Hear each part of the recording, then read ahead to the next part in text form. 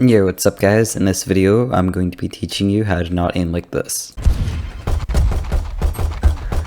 Oh my god. Last player standing. Oh my goodness, So the first tip I have for you guys is to use each gun in the best way possible. And what I mean by that is, don't use a sheriff at long range because it'll headshot for 145 and that's not a kill. Another example is don't use a vandal when spraying through smokes. As you know, vandals have tracers, which mean enemies can see your bullets when you're spraying. So if you're spraying through smokes, you should use a phantom or a spectre over a vandal. My next tip for you guys is to stop crouching, for God's sake. When you crouch, it ruins your crosshair placement and it ruins your movement. Two things that are crucial to winning your gunfight.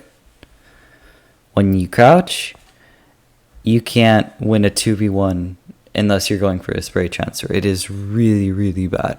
So just stop crouching, guys. My third tip for you guys is to have confidence in your ability. This means that when you're swinging an angle, you don't half-ass it and you just go all the way through. You envision in your head that you're going to one-tap the kid and that you're going to win the round. You can't falter, otherwise you're going to lose. You got to have a really good mentality in this game. I can't stress it enough. For my fourth tip, I know you've heard it a million times, but crosshair placement, guys. You need to be learning the maps. You need to be learning where heads are.